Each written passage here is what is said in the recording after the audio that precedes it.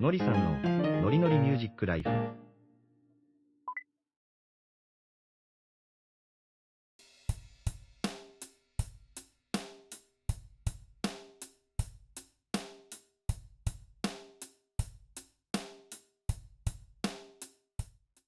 今日はバーニー・グランドマンさんのスタジオに来ています。インタビューは Zoom で行ったんですが、その後スタジオに来てスタジオの中を少し撮影しました。ではバーニーさんのインタビュー楽しんでください。コーヒーいただきます。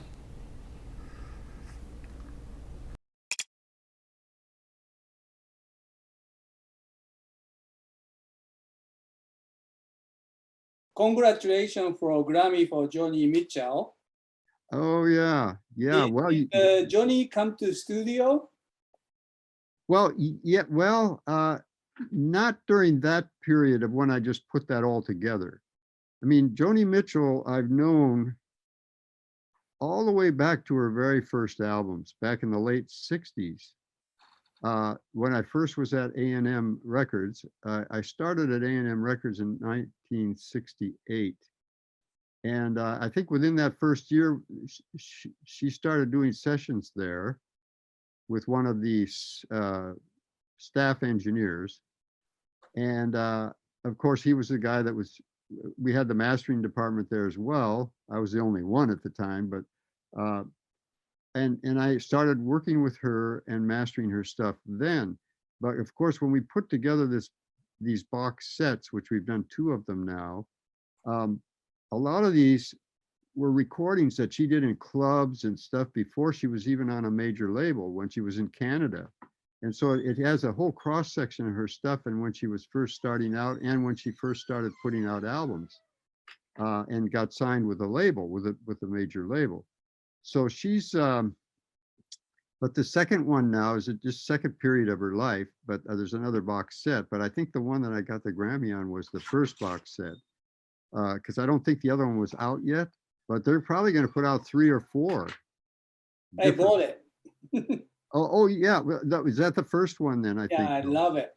Yeah, no, it's got all kinds. Well, Joni always sang well.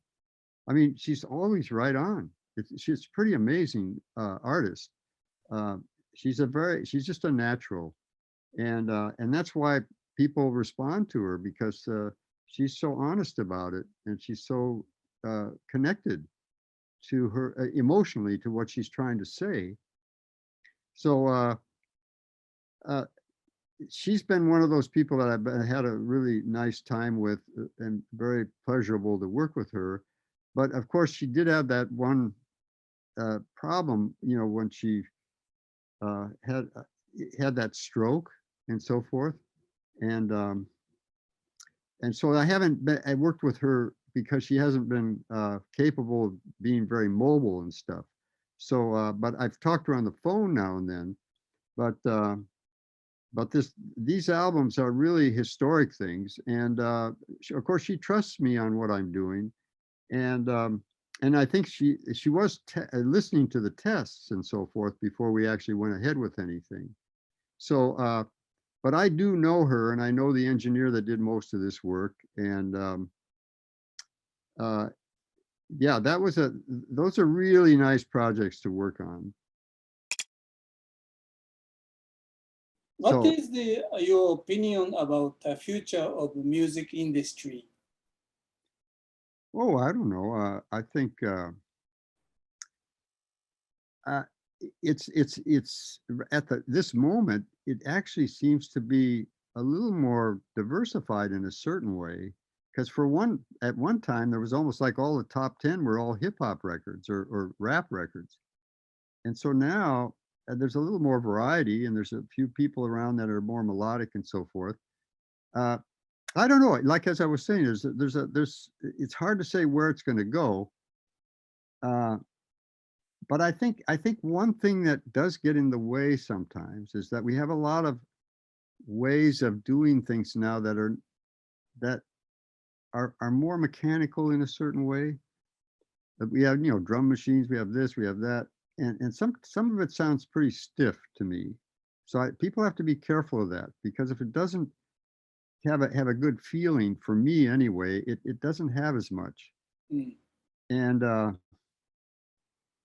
but that's hard to it's hard to, because also you have certain intellectual stimulation on music too. I mean, there's these two areas that are exciting to a human being. I think it's like this intellectual stimulation that's just interesting. And then there's also the feeling that you just the rhythmic feeling and stuff that's in music. And some things, and then you have a certain melodic thing too that contributes to the feeling. Of course, it's more of a part of the rhythm. Whereas, like say if you take rap, it's a narrative based on just a beat or rhythm, and so it's missing the melodic aspect. So, but it's another thing. It's like poetry in a certain way. So it's like there's all these areas that you can access in music that's at least called music. To me, it's not a complete music form like rap isn't, because it's a narrative. It's a verbal thing, but it certainly has a message and a story. But so you can kind of take your pick. I mean, I think the nice thing about all of this is that it's like worldwide now. Things can get around everywhere. And even this reissue stuff, like some of these old jazz records I've been doing, the guys that knew about them in those days, back in the 50s and 60s and stuff, they said, these albums used to only sell, because they were only in the US, basically. And they said they used to only sell about 3,000 or 4,000 records. But now, because of the internet, you can buy these records, the reissues and stuff, anywhere in the world. Mm-hmm. And they just reissued Kind of Blue by Miles Davis again, and they're putting out a special audiophile version that came from the masters that I made back in the mid 90s, because I did it direct from the 3-track tape, the master, right to the lathe. And this company that bought the metal parts and stuff they just reissued it in a special package and all of that, and pressed it on this special vinyl and all this kind of stuff. They're charging $100 per album, and they're sold out. 25,000 albums, limited edition. I mean, that's one title. Now, it's the most popular jazz album in the world that's ever been made. But the thing is that your potential buyers are everywhere now.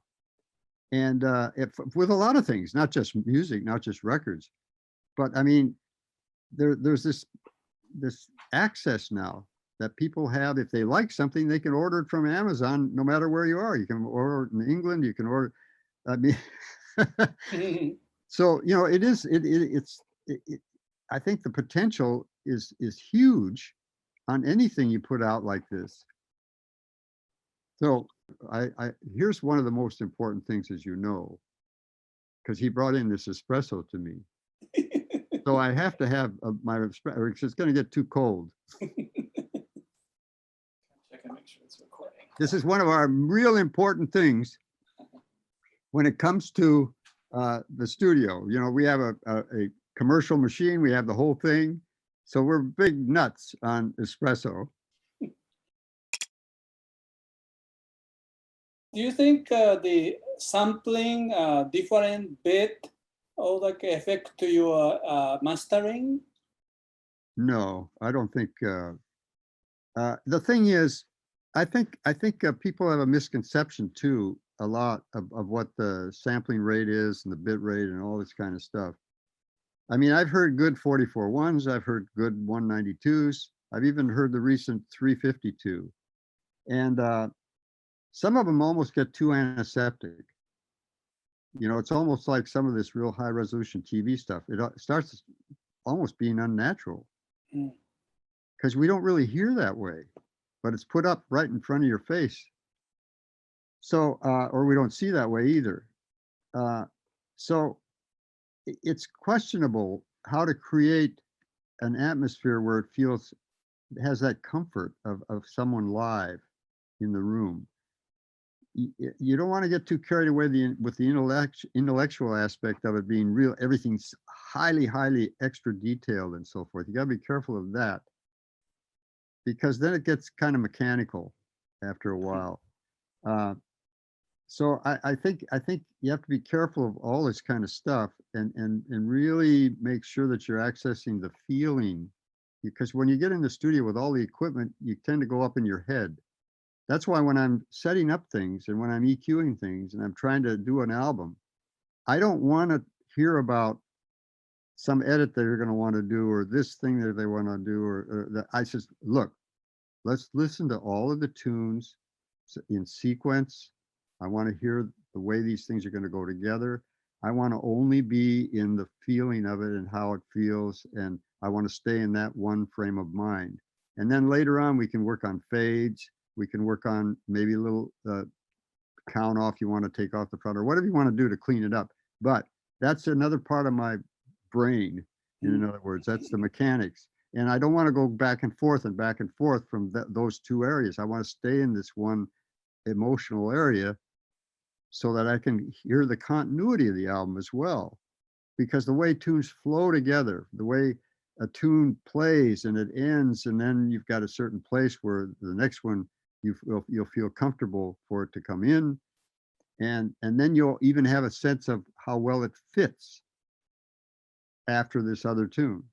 So it's important. The sequence is important, and everybody knows that have done records, multiple records, that sometimes it takes them a long time to get a sequence. Like jazz, like when I was talking about jazz, one of the things I always liked about jazz, especially bebop jazz, which is, jazz is a music that's based, real jazz, true jazz is all improvised, basically. It's built on improvising. That's the whole heart of it, which is extremely hard. Not even fusion. Fusion only has small sections that are improvised.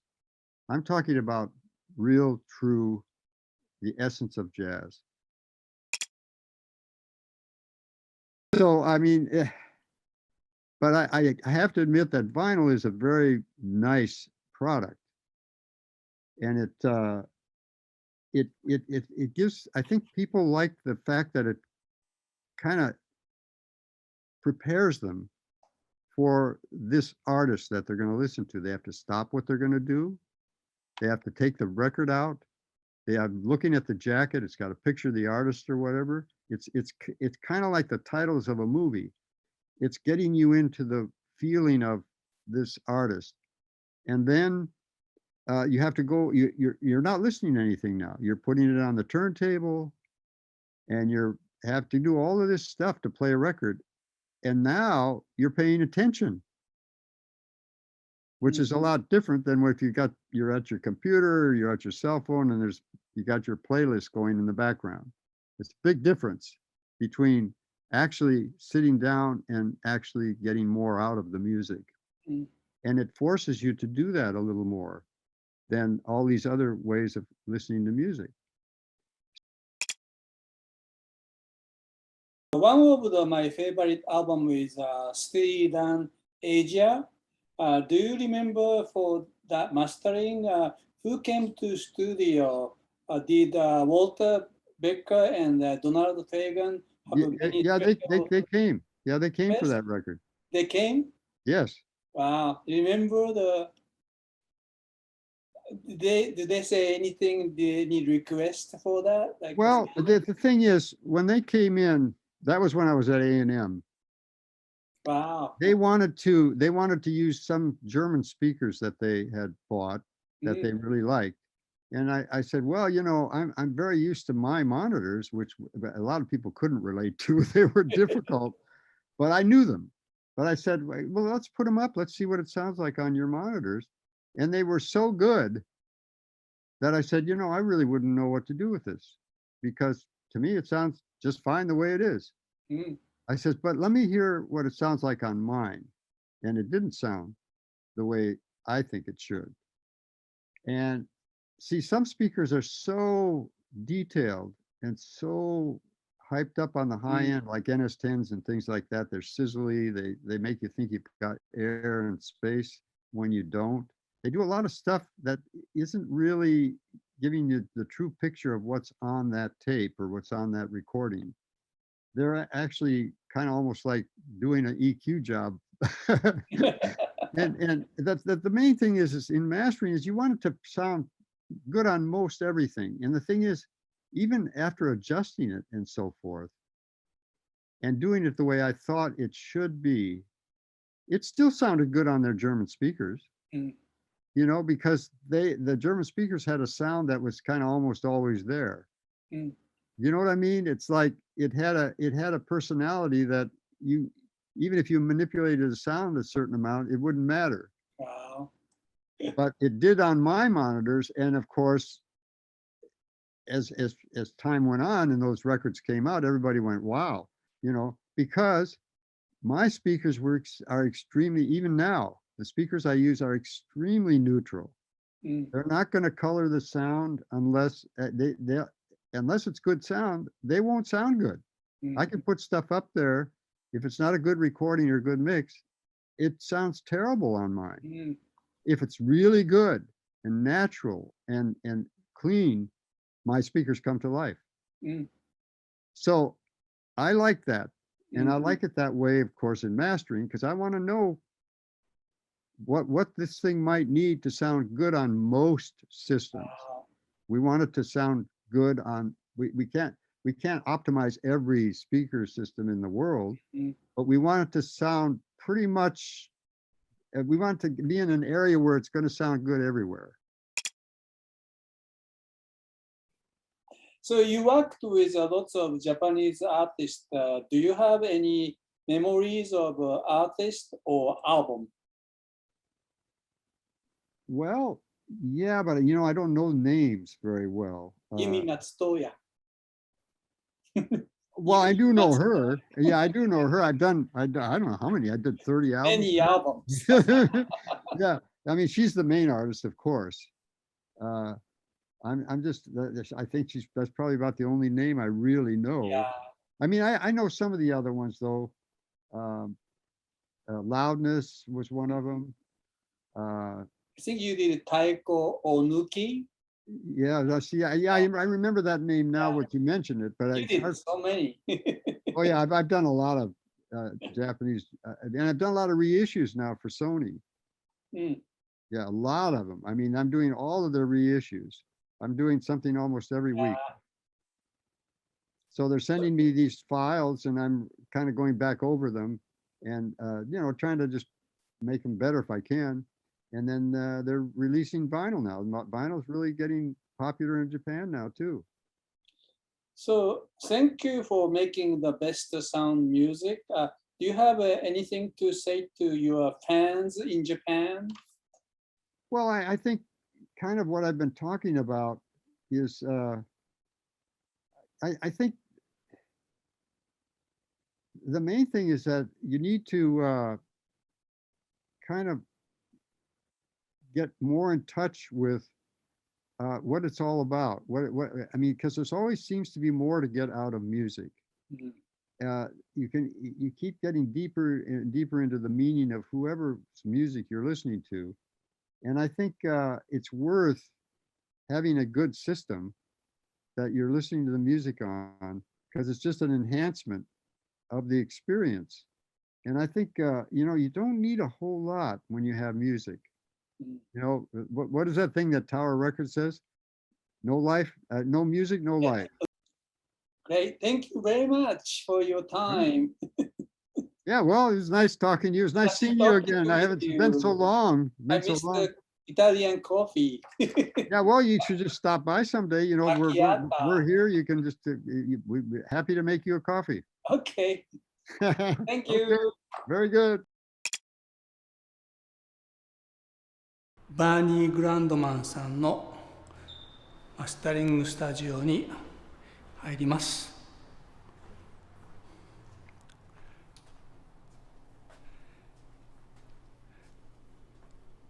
多分マスタリングスタジオとしては多分世界一大きいのではないかと思います。スタジオは全部で5つ。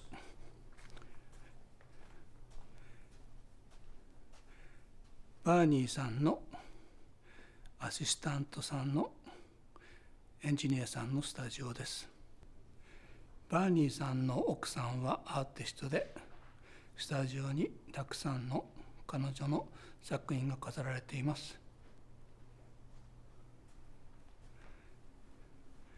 バーニーさんが手がけたゴールドディスクです。その中でも目を引くのがユーミンのゴールドディスク。すごいです。さすがユーミン。ユーミンもマントさんも若い。マドンナのゴールドディスクです。すごいですね。ほとんどの初期のマドンナのアルバムをバーニーさんがマスタリングしています。ここがバーニーさんのスタジオです。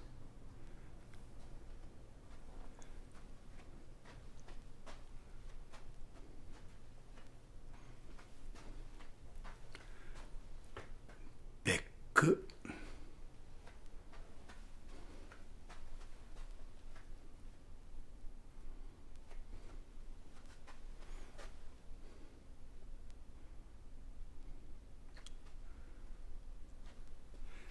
スティーブ・バイ、プリンス。これはすごい写真ですね。マイケルとクインシーとブルース。マイケル・ジャクソン、ライクーダ。ここがバーニーさんのスタジオですが、中は NG です。もう一つのスタジオです。すごい数のゴールドディスクで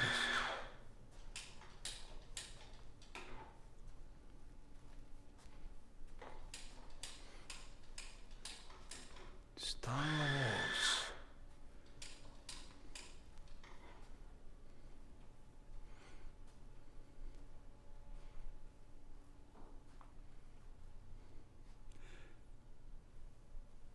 懐かしいですね。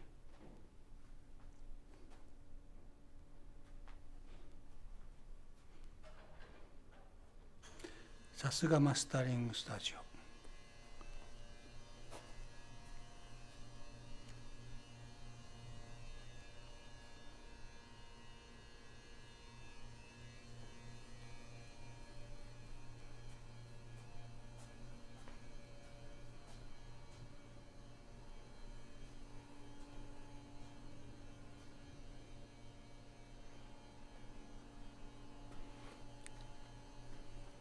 カッティングルームです。ちらっと。スタジオに来ると、まず最初にアシスタントさんがコーヒーを作ってくれます。マキアートだとかカプチーノだとか頼むと何でも作ってくれます。バーニーのアシスタントになるのには、最初にまず美味しいコーヒーを入れられること。コーヒーを飲みながらマスタリングするってなんか素敵ですよね。コーヒーと音楽、こんなとこでも結びつきがあるんですね。このコーヒーはバーニーさんのこだわりでイタリアから取り寄せているようです。ではいただきます。